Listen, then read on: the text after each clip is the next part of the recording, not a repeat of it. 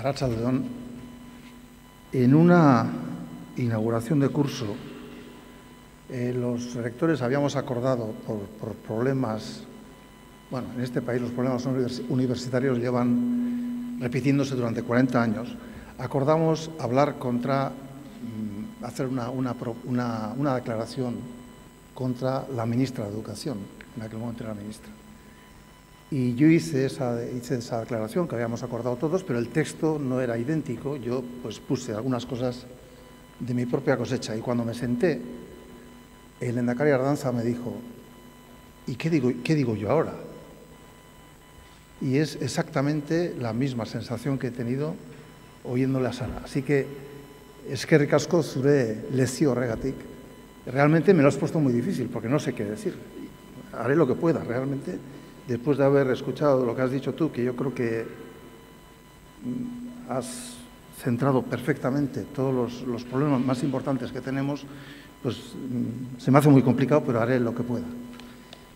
Arratsaldeon, mintzaldi honetan inguruari begiratu nahi diot. Uste dut oraingo garaia hau, orain dela urte batzuk genuenarekin erkaturik, erruz aldatu dela. Orduan denok galdetzen genion gure buruari, noiz utziko zion etak hiltzeari, noiz utziko zion jende arrunta mehatxatzeari, noiz hasiko ginen jaikitzen eta lanera hurbiltzen, autoaren azpiak aztertzen ibili gabe, noiz hasiko ginen azken batean bizitza arrunta egiten, noiz hasiko ginen munduko edozein tokitan bezala, hango pareko bizitza egiten, noiz biziko genituen gure jaiak bazter bakoitzean hiltzaileen argazkiak gurtu gabe. Hori nahi genuen, eta hori badugu orain. Hori batzuen ustez, eta nire tartekoa naiz, bake garaia da. Ez da jakina, guztiok nahi genuken bakea, baina bakea da. Ez diogu biztanle guztiok ordea berdin behatzen gai honi. Hurrengo hitzetan, kontu honi behatzeko modu desberdinez mintzatuko naiz. Ez dut esango buru bezain bat aburu ditugula, baina badut uste hala ere, badiren gauzak ikusteko aski modu desberdinak. Honako 6 hauek beriziko ditut. Bat, gizartearen begirada, ustez ez markatua. 2, biktimen begirada edo begiradak hobek izan. 3, alde guztietan biktimak ikusten dituztenen behako zinikoa. 4, agintari batzuen ikusteko moldea. 5, egoeraren azterketa kritikoaren begirada, eta 6, kaltea egin, damutu, barkamena eskatu, eta gure gizartearen egoerari behatzen diotenen begirada. Begiratzeko molde horiek guztiak ditugu gure inguruan, eta horri buruzko hausnarketa labur bat egin nahi nuke ondoren. Quizás a algunos resulte duro o cuando menos difícil de asimilar admitir que vivimos en tiempos de paz.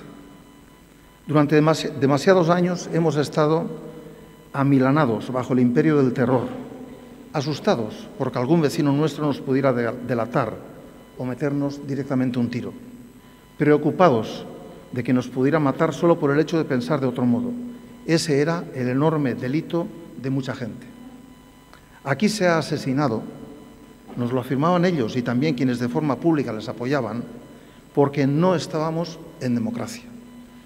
Eso es cierto, porque ellos mismos, cada vez que apretaban el gatillo, se afanaban en probarlo de forma práctica. Hace 15 años que ETA asesinó a Fernando y a Jorge, aquel enorme mazazo sufrido por sus familias y por quienes les querían, pareció, sin embargo, no ser suficiente, porque en esos momentos cruciales, en los que por encima de cualquier otra consideración hay que manifestar cariño y solidaridad a los que sufren, muchos de nuestros máximos representantes institucionales se mostraron silenciosos, lejanos, incapaces de acompañar a las familias en su tremendo dolor. Para colmo, cuando días después acudimos a la manifestación para clamar contra esta barbaridad, la protesta fue convertida por algunos, mostrando una frialdad que aún hoy espanta, en un acto de afirmaciones personalistas que nunca debió tener lugar. Muchos optamos desde la vergüenza ajena y con la confianza de que la cordura acabaría encontrando su lugar con el paso del tiempo, por refugiarnos aquella tarde en las filas de Gesto por la Paz, que jamás perdió, en mi opinión, el norte de sus planteamientos éticos frente a la violencia. Todos sabemos que la historia, por desgracia, no acabó allí, porque desde entonces ha habido, sin embargo, muchas decenas de muertos. Suspirábamos entonces para que ETA dejase de asesinar y extorsionar. Queríamos que desaparecieran de nuestra vida diaria. Si sucede eso, nos decíamos entonces, la sociedad estará en paz. Y esto es lo que ha pasado en estos últimos años, desde que ETA, vencida y derrotada por el Estado de Derecho, se ha visto obligada a dejar las armas, aunque se niega a desaparecer y de vez en cuando nos obsequia con comunicados llenos de consideraciones inaguantables y de tópicos cuya lectura no provoca ya ni siquiera reacciones. Pero esto debe ser la paz, y si no es la paz, es algo que se le parece bastante. No es, desde luego, la paz que quisiéramos muchos, claro, pero es evidente que se trata de una situación nueva y mucho mejor que la que hemos tenido en los duros años de plomo. Pero ahora, en tiempos de paz, las miradas de unos y otros sobre lo sucedido y sobre la situación actual no coinciden. ¿Para qué nos vamos a engañar? Permítame reflexionar un poco sobre esta cuestión en los minutos que sigan. Vamos a comenzar centrando nuestra atención en la mirada social, la mirada de esa generalidad que llamamos sociedad, la mirada de esas personas con las que nos cruzamos cada día en las esquinas de nuestras calles. Cuando acabe este acto y salgamos por la puerta, nuestra mirada se enfrentará de forma instintiva, somos seres sociales, con la de ellos. Me temo que es la mirada del silencio, ese silencio aterrado y aterrador que se impuso en los años de las balas, cuando la gente volvía su vista hacia otra parte, es el que prevalece también hoy en día en la mayoría de la sociedad. Durante muchos años la gente que habita este país no ha visto nada, no iba con ellos. Y lo de ahora tampoco va con ellos. Tenemos que sacudirnos de encima ese mal recuerdo, ya pasó todo. No nos interesa demasiado lo que quedó de aquello. Cuanto antes lo olvidemos, mejor. ¿Para qué nos vamos a regodear en los malos recuerdos? Es la anestesia de una sociedad medianamente satisfecha, avergonzada probablemente de su propio pasado. Una sociedad que aprendió a callar, calló entonces y calla ahora. Hay víctimas, es verdad, pero ¿qué le vamos a hacer? No se pueden solucionar todos los problemas de golpe, ya tengo bastante con lo mío. Están también los presos, esos chicos que se equivocaron y cuya situación conviene arreglar cuanto antes. Pero venga, ya acabó todo. Vamos a vivir en paz, no merece la pena que nos martiricemos. Es el paso de la socialización del sufrimiento a la socialización del olvido. ¿Qué es lo que ha hecho posible que tras una fractura social de esta envergadura tengamos tanto miedo para enfrentarnos con nosotros mismos y con nuestro pasado? Una sociedad silente como la nuestra, en la que aún hay gente, y no pocos, no son pocos, que pretende justificar lo injustificable, es una sociedad traumatizada, una sociedad que no acepta su enfermedad, una sociedad que debería tratarse para encontrarse consigo misma, una sociedad que debería mostrarse capaz de asumir con franqueza su propio pasado para enfrentarse con garantías a su presente. La mirada de las víctimas es mucho más dolorosa, es otro tipo de mirada, la segunda de mi lista. Las víctimas tienen en común alguna pérdida irreparable, el sufrimiento de la extorsión en su propia carne, a veces el desconocimiento de las circunstancias y la falta de información sobre los responsables que cometieron u ordenaron la comisión del delito, el recuerdo del miedo a la amenaza, sufrida muchas veces, dependiendo de colectivos, en absoluta soledad y sin ningún apoyo social, como ha sucedido, por ejemplo, con decenas y decenas de empresarios abandonados de la mano de Dios y sin que ni policía ni jueces fueran capaces de ayudarles en algo que no fuera aquello de espera que llegue la tercera carta. Hasta entonces no hay problema, hay muchos como tú. Luego llegaba la segunda carta y luego, si tampoco pagabas, llegaba la tercera. Pero nada cambiaba, ni siquiera con la tercera. Total, los empresarios son unos explotadores, ya sabrán salir. Las familiares de las víctimas directas, convertidas también en víctimas vivientes, tienen en común eso, un sufrimiento gratuito e incomprensible cuyo origen conocen, pero cuya razón ignoran. Tan solo la sensación de que nos ha tocado. También comparten la impresión desagradable y cierta de abandono social, la tremenda soledad a la que han estado relegadas hasta tiempos demasiado recientes, rumiando su dolor siempre en aislamiento y muchas veces incluso con sensación de culpabilidad. Vosotros, los familiares directos de Fernando y Jorge, compartís al menos eso con las familias de Enrique Cuesta, de Guadalupe Redondo, de José Miguel Palacios, de Benigno García, de Guillermo Quintana, de Eugenio Larciregui, de Juan Mari Jáuregui, de Jaime Arrese y de otros cientos de ciudadanos asesinados. Nombres que muchos nunca han querido retener y que en cualquier caso el paso del tiempo va emborronando. También compartís un dolor similar, si no idéntico, con las familias de Lasa y Zabala. No hay víctimas de primer o segundo grado, solo víctimas, personas que sufren un daño injusto e incomprensible provocado por mano ajena. Pero aunque es cierto que la mirada de las víctimas comparte espacios comunes, no se trata en absoluto de una mirada unívoca. Fuera de ese espacio común hay diferentes percepciones, también entre las víctimas. Algunas de estas miradas, las que considero más extremas, tienen su origen en la instrumentalización que de esta cuestión se ha alentado de forma irresponsable desde algunos partidos políticos durante demasiados años. La sociedad tiene la obligación de mostrar solidaridad con quienes sufren, de dar su apoyo, de no olvidar lo sucedido, pero no puede convertir ese apoyo en una buscada instrumentalización política de corto plazo.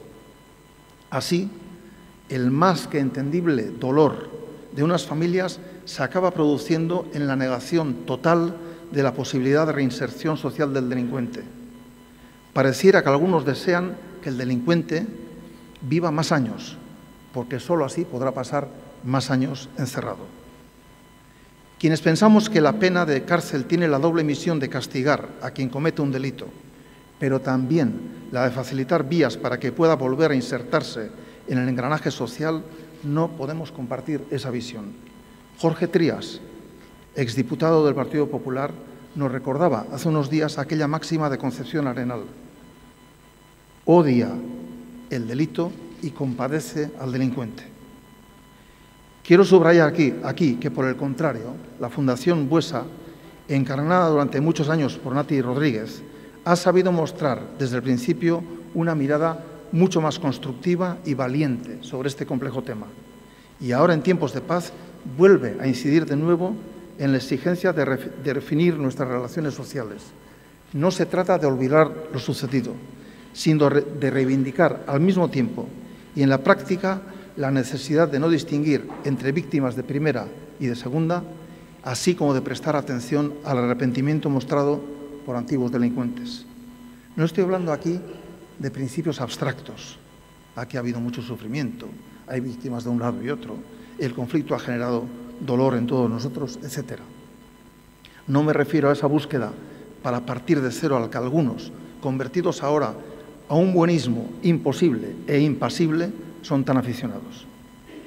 No, esa mirada nada tiene que ver con las personas que están tras la Fundación Fernando Buesa. Se trata más bien de mirar desde esta posición no buscada, de víctimas, de mirar y reflexionar sobre los principios éticos y morales en el que se debe fundamentar nuestra convivencia.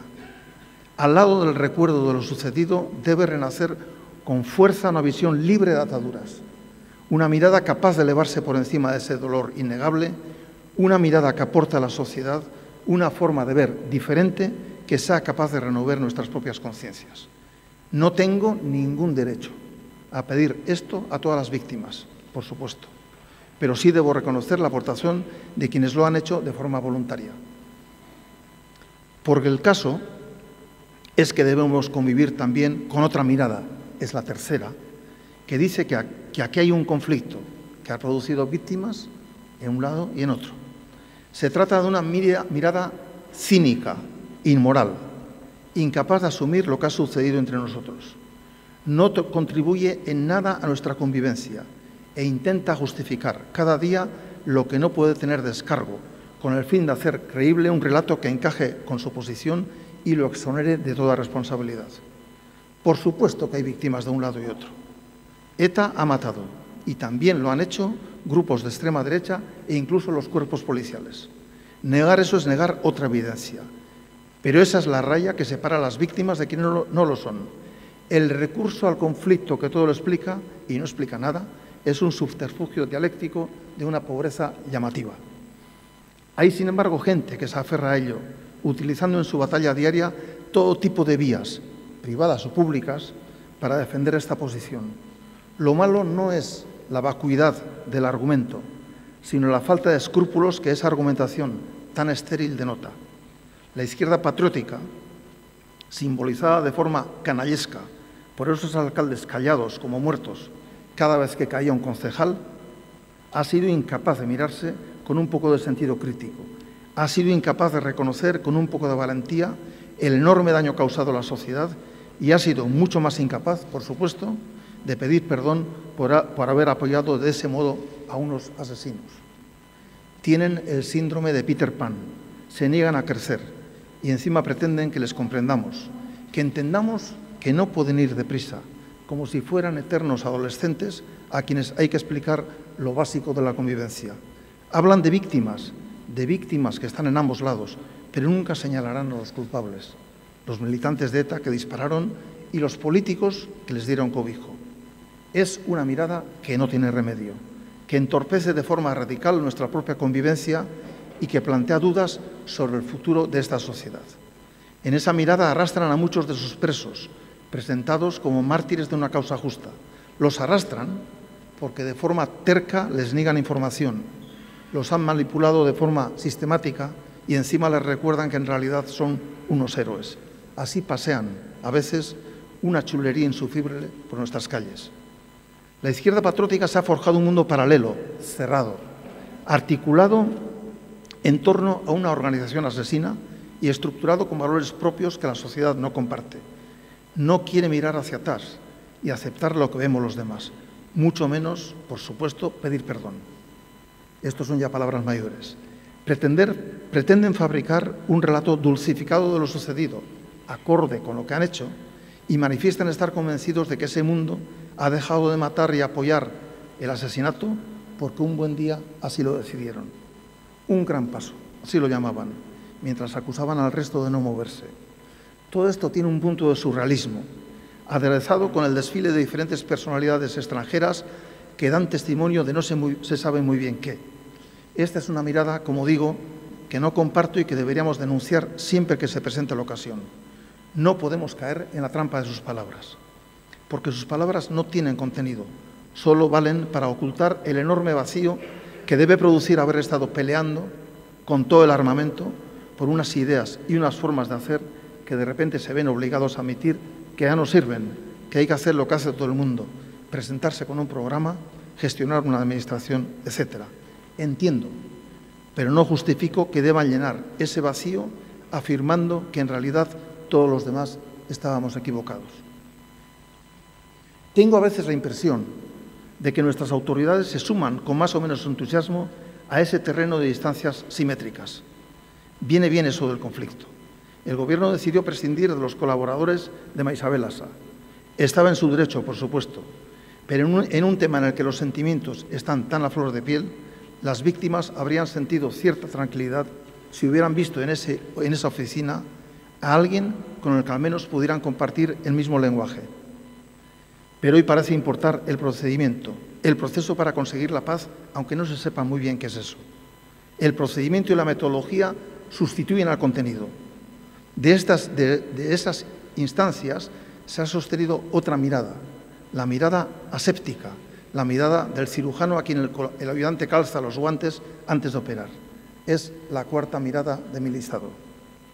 Los fundamentos de ese plan de paz tan incomprensible quedaron fijados en una maraña de palabras al comienzo de la legislatura, y esto acabará, como lo advertimos en su día, sin que se haya avanzado nada.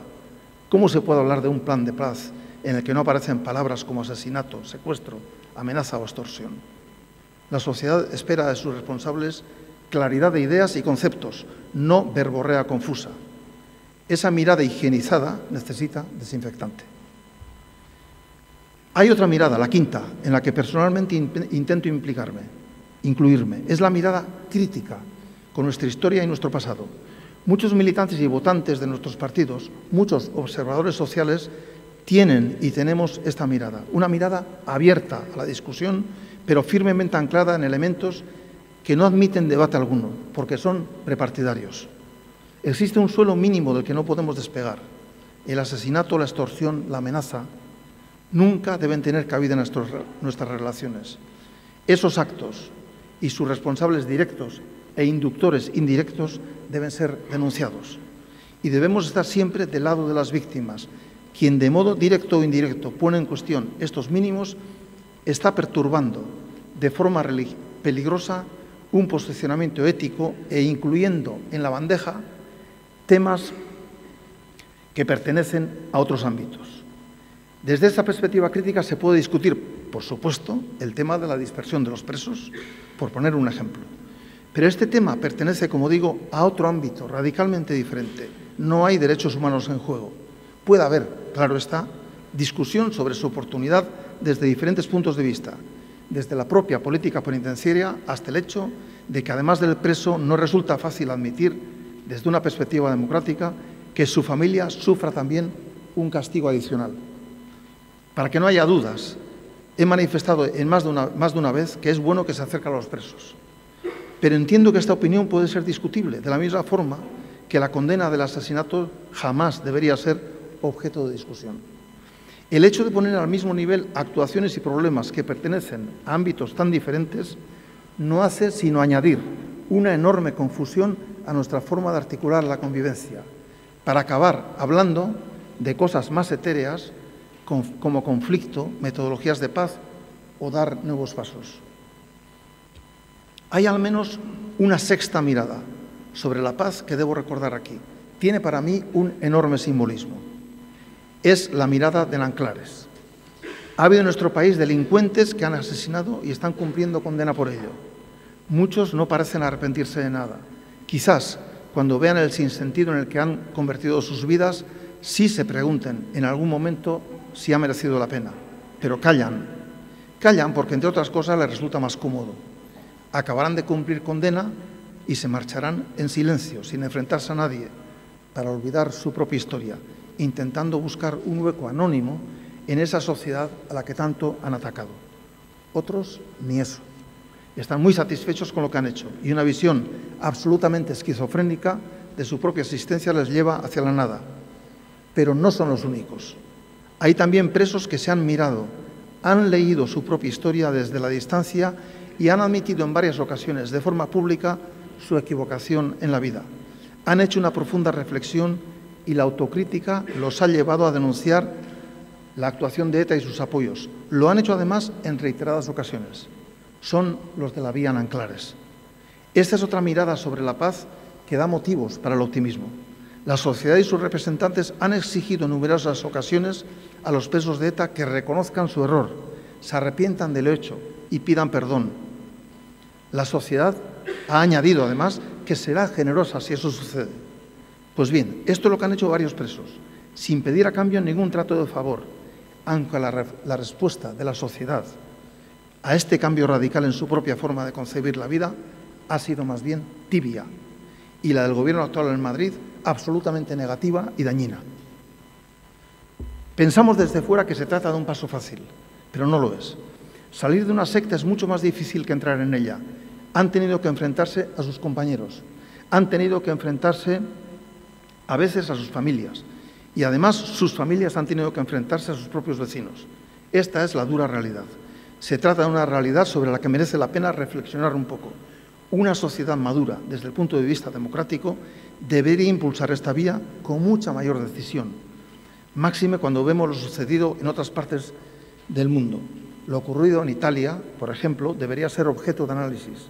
Por supuesto, está en el derecho de las víctimas huir de todo eso, olvidar para siempre a los asesinos.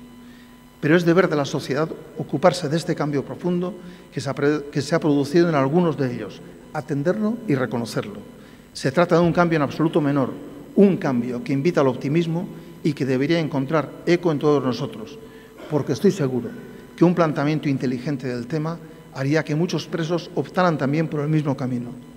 Impedirlo, olvidarlos en el agujero, es una irresponsabilidad. He querido romper una lanza, lo he hecho en otras ocasiones, en favor de la vía Nanclares. Lo hago desde una posición crítica, pero convencido de que ese es uno de los caminos más fructíferos que podemos apoyar. Yo no sé si esta actitud va a mitigar de algún modo el dolor de las víctimas. Algunos encuentros restaurativos parecen indicar que sí, pero cada víctima es un mundo. Hoy celebramos, por desgracia, esta nueva conmemoración de aquel atentado vil que se llevó para siempre a Fernando y a Jorge. No sé si este acto tampoco mitiga algo el dolor, pero es nuestro deber, en momentos como este, en el que podemos tener tan distintas sobre la paz, volver a recordar que aquello nunca debió suceder y manifestar en voz alta que, aun cuando podamos diferir en nuestros planteamientos políticos, siempre nos tendréis a vuestro lado, haciendo lo posible para acompañaros y agradecer vuestros esfuerzos para contribuir a la convivencia. Eta honekin eskerrak eman nahi dizkizuet. Eskerrak hona etorri zareten guztioi, eskerrak eman buesa familiari egiten ari den lanagatik, eskerrak izan duzuen pazientziagatik. Ahalegindu naiz, hitz gutxitan biltzen nolako modu desberdinak ikusten ditudan gure inguruan, gizarteari eta gure buruari behatzeko orduan. Arrazoi asko izaten dira gertatutakoaren zergatia hain modu diferentean bizitzeko, baina ororen gainetik badira gure jarrera funtsatu behar luketen baztertu ezinezko euskarri batzuk. Gure bihotza, gure bizitza, gure nahia, biktimekin dago. Haiekin egon behar du. Hemen isuri den odolak erantzule batzuk ditu. Bi euskarri horiek onarturi bakarrik joan gaitezke aurrera. Hori ez dezagun inoiz ere ahaztu. Eskerrik asko.